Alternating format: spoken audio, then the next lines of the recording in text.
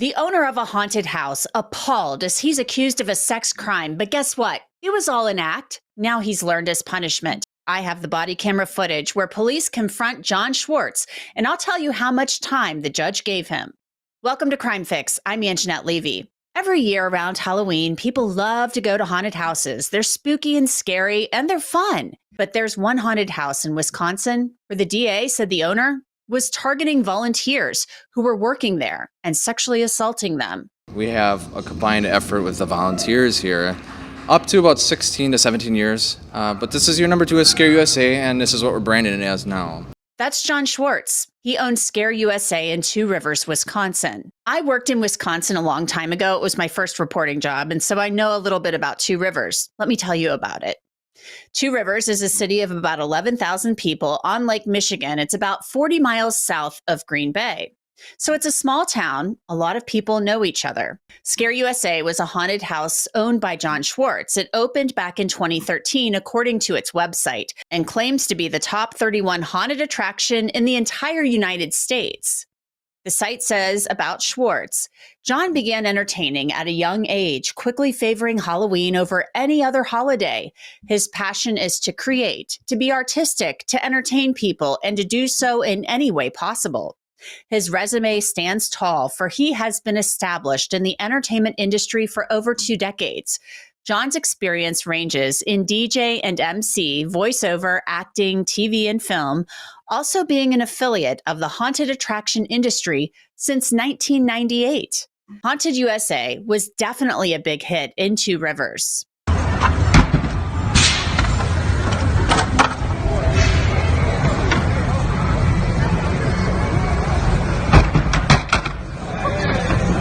And John Schwarz appeared to be an upstanding member of the community. In December of 2021, the Two Rivers Police Department posted on Facebook a special thank you to John Schwarz and the staff at Scare USA for partnering with us and donating $500 to the Canine program.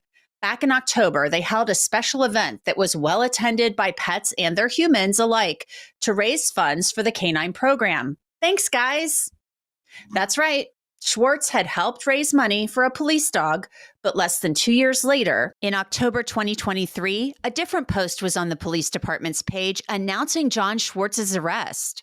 The Two Rivers Police Department received information regarding possible sexual assaults of employees/volunteers that occurred at a haunted house attraction, Scare USA, in the city of Two Rivers. Detectives investigated these reports, and a suspect, 37-year-old John Schwarz Jr., was arrested on 10/12 of 2023. Schwarz was taken into custody and transported to the Manitowoc County Jail. 1 charge of second-degree sexual assault of a child, repeated acts, 2 counts of child enticement, and 1 count of exposing genitals or pubic area to a child were referred to the Manitowoc County District Attorney's Office against Schwarz. This case about John Schwarz is scary for sure, especially if you're a parent to a teenager. I decided to look him up on truthfinder.com to see what I could find. Truthfinder is one of the largest public records search services. Schwarz came up in my results, and the charges he faced in Manitowoc County, Wisconsin, were definitely under the criminal and traffic records results. That's what's great about Truthfinder. It will give you those results along with past and current addresses, social media accounts, possible relatives, and phone numbers. And another thing that I love about Truthfinder, it will show you the addresses of sex offenders who live in your neighborhood. You should give it a try, and I have a great deal for you. You can get 50% off of confidential background reports. Just log on to www.truthfinder.com/LCCrimeFix and start accessing information about almost anyone. Now take a look at this. Here's a detective who's going to tell Jason Schwarz that he's under arrest. Okay, so I'm Detective Champion. I don't know if you've met. So the charges that I have, it's going to be sexual assault of a child by a person who works or volunteers with children, exposing genitals or pubic area to a child, enticement, and then that repeated acts, second degree of sexual assault of a child who hasn't attained the age of 16. So What is that? that I didn't is mean that last part there. I didn't hear you. A child who hasn't attained the age of 16. What does it mean? So they're under the age of 16. So, you are in custody, so I do have to read the Miranda warning to you. You have the right to remain silent. Anything you say can and will be used against you in a court of law. You have the right to consult with a lawyer before questioning and to have a lawyer present with you during your questioning. If you cannot afford to hire a lawyer, one will be appointed to represent you at public expense before or during any questioning if you so wish. Do you understand each of those rights? Yeah. Okay. Realizing that you have these rights, are you now willing to talk with me? I mean, I wouldn't need a lawyer at this point. You wouldn't? I would. So John Schwarz asked for a lawyer, that's his right, so the detective can't question him anymore. The interview ends, but listen to this next part. I don't understand where it started from. Okay. I mean, And I've had difficulties with people in general okay. over the years. Okay, that's totally fine. Now, it would be interesting to know what Schwarz means when he says he's had difficulties with people in general. I think you will be able to use the phone at jail. It's a lot. I mean, I do a lot. After the detective leaves the room, Schwarz murmurs to himself. It's making So right there, Schwarz basically wonders to himself, who's making up this stuff about me? Then there's a discussion about detectives seizing Schwartz's phone. Wait, you gotta keep my phone here. That's the business phone too. Yeah, the phone is going to stay here For how long? until the detective is done with that. So I'm going to put you back in handcuffs to transfer you to the jail. How am I supposed to do the business if that's the phone? I can explain the phone. So I'll be obtaining a search warrant for your phone to try and obtain some evidence. Sure. So that can take a while, but it just depends if I get that search warrant or not. So if a judge signs off on it, it could be longer. If they don't, then that will be returned to you. Okay?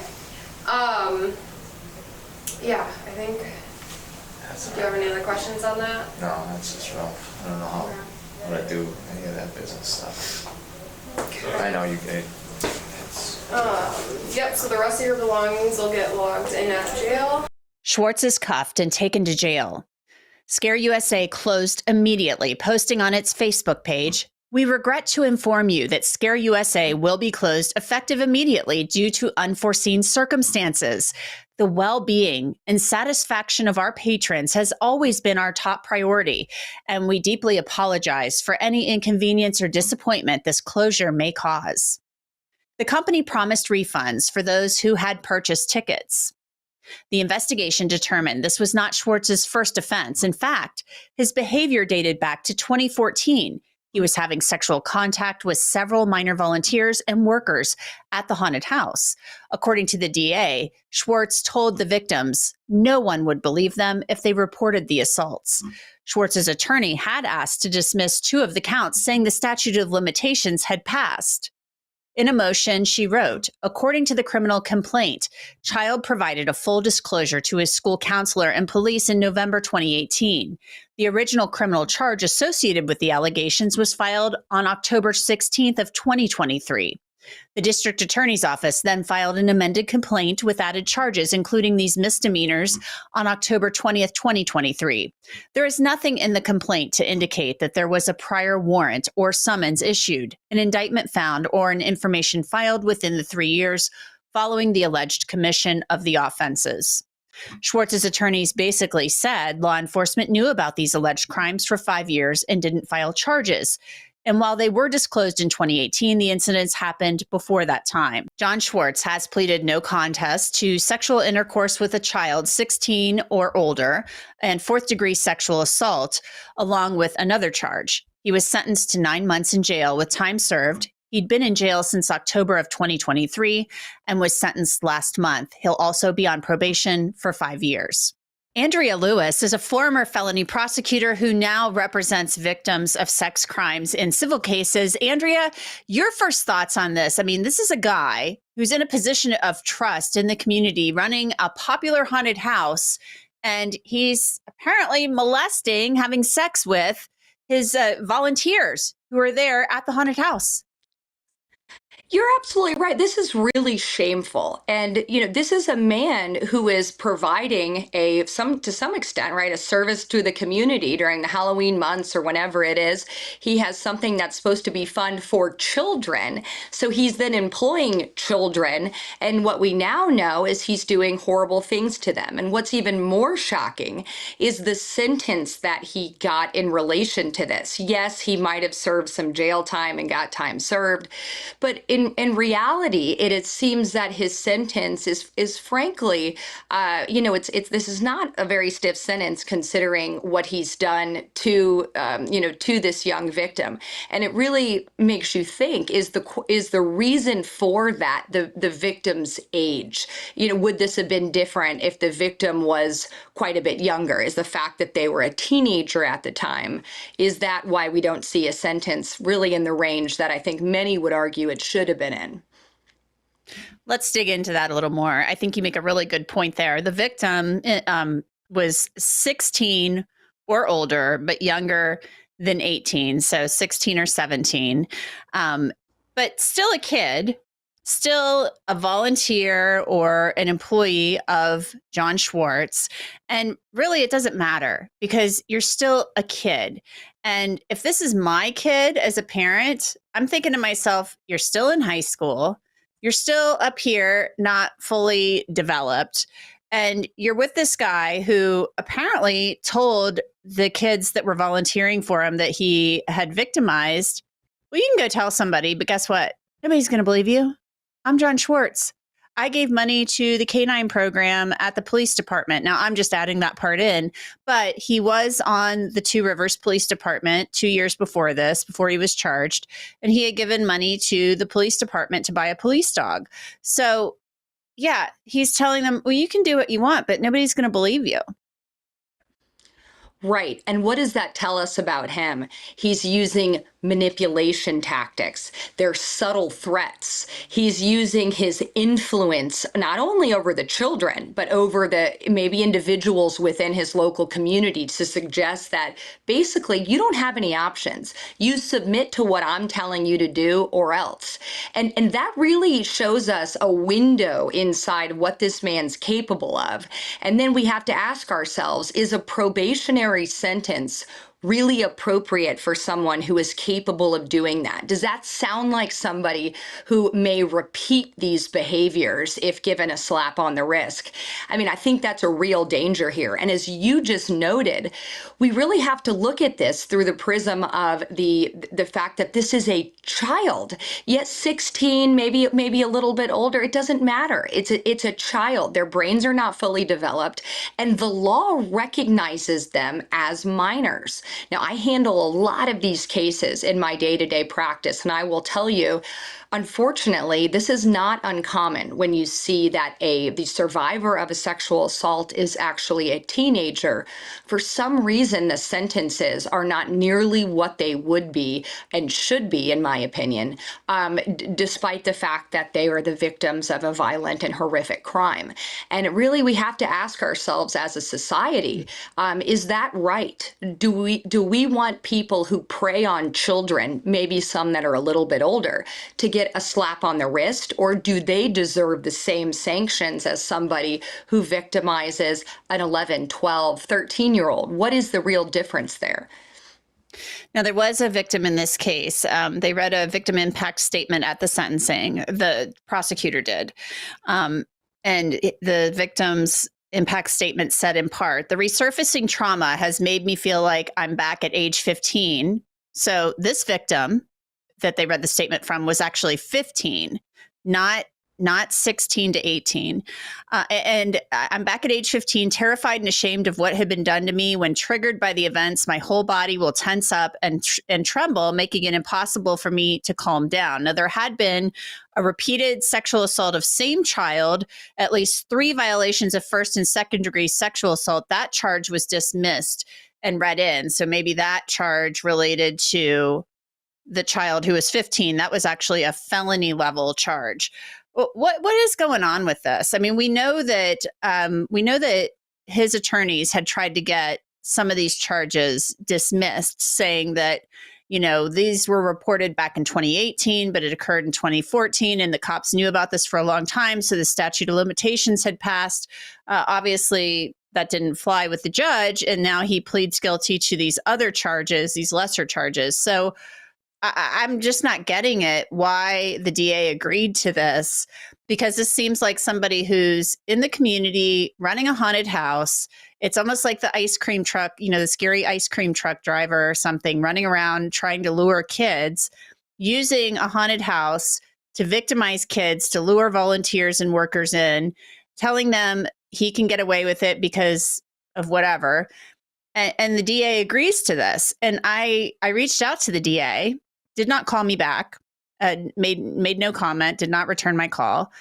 I don't get it, because obviously you're reading this statement and the victims wanted prison time, and it's not happening. He got 5 years probation, 9 months, time served. Well, and you just hit the nail on the head there. And isn't that the problem? Because what we have here, and as is very common, is you have predators, people that are clearly have are looking to victimize young children. They find themselves in positions where they're surrounded by young children in the community. We see that with coaches in various schools. You see that on the TV all the time. There are teachers, substitute teachers. There are ice cream truck men, as you just noted. There are clowns, people that go to children's parties. So we have to ask ourselves, are these individuals who are in these jobs and positions and then decide to go victimize children, or do they choose these jobs within the community because it gives them easy and continuous access to young children? And I think the question or the answer there is pretty obvious. So now we know that this man is doing haunted houses where he is opening them up to children. He is getting a continuous cycle of children, especially around the holidays. He's inviting children within the community to come work there because it sounds like a fun job. And then, all of this, I would suggest, to your viewers, is certainly an orchestrated plan and plot in order to get more victims in the door. Mm-hmm. So then when we think about it in that aspect, how calculated this was, is a probationary sentence really appropriate? I go back to that because I think that there is so much more here. And we heard from the victim, this isn't something that goes away. It's not something that you go and you have therapy for a couple sessions and you forget about it. The science here and the studies are concrete, is people who have been victims of sexual abuse, especially as children, have oftentimes lifelong consequences that live with them, and with self-harm, substance abuse, they have difficulty dealing with it. It creeps into their relationships. They have trust issues with adults. This is something that's far-reaching, and for these poor, at least we know of one person, possibly more, that this has happened to, when does it end? This is something that's going to follow them for the rest of their lives. It is lifelong trauma. And just to any ice cream truck drivers, I'm not trying to single you out. I'm sure that there are probably lovely, lovely ice cream truck drivers. So no shade at them. But, there are, it just gets me thinking about people who do these jobs, and they probably do get into these jobs because they do have easy access to children. Probation is not easy. I mean, it's not easy. He's going to have to check in with a probation officer. But this type of stuff doesn't just stop. It would take hard work, and it would take somebody determined to go to therapy, to treat whatever is going on with them, to target children. So what do you see happening with this guy? I mean, it really, you have to, in your mind to change, you have to be determined to change. 100%. And I mean, look, the studies are there. This isn't something that gets changed or fixed with probation. Frankly, in my experience, oftentimes offenders on probation get little, if any, treatment for the underlying problem, whether that is substance abuse, some type of an aggressive behavior that they're exhibiting, or in this case, whether there is some psychological problems that are underlying what is making him do this. Unfortunately, we don't have a system here in America that is really set up to rehabilitate people. Oftentimes, it is really meant to punish, just try to keep them in line for a short period of time and then release them back into the world. And that's what I fear will happen here. It's just really upsetting. Another thing that I think is really upsetting about this, Andrea, is that we have the body camera footage of when he was brought in to police, and he's saying, who's making this stuff up about me and stuff like that. And he refused to talk to police, which is well within his right, of course. We all have the right to not talk to the police. He wanted a lawyer, and that's his right. But he put on a little bit of a show, and who's making this stuff up? Now he's pleaded guilty to the charges. We know that he did this. He admitted to it. It's just fairly upsetting. And I think this is a perfect example for parents who might be watching this about how you just gotta keep an eye on your kids and know who they're hanging out with, and not let them be alone with people. I mean, it doesn't matter if they're 14, 15, 16, even 17 years old. You have got to know where they're hanging out and who they're volunteering with, who they're working for, even if they seem like a nice guy in the community who's donating money to the police department for a police dog. It doesn't matter. Absolutely. I agree with you wholeheartedly. I mean, we as parents, we need to ask questions. And I will say this too, having met a lot of parents over the years whose children have unfortunately been in situations similar to this, where they are survivors of sexual abuse. There is a common theme, and a lot of it's not fair, right? Because no one has a crystal ball, and you don't know everything that your children are doing at all times. Mm-hmm. But many times the parents says, I knew there was something off about that person, or I knew that my child was acting differently around that person. Dig in, have those uncomfortable conversations. Ask them, why don't you like that person? Why? I notice you're a little more uncomfortable around them. Could you tell me why? And don't accept no for an answer. Really, really take the time to communicate with your child. And most importantly, let them know that you as a parent, you're a safe space. I'm going to believe you. If you tell me that something has happened, you don't have to worry about, I'm not going to doubt you or criticize you. I'm here to listen.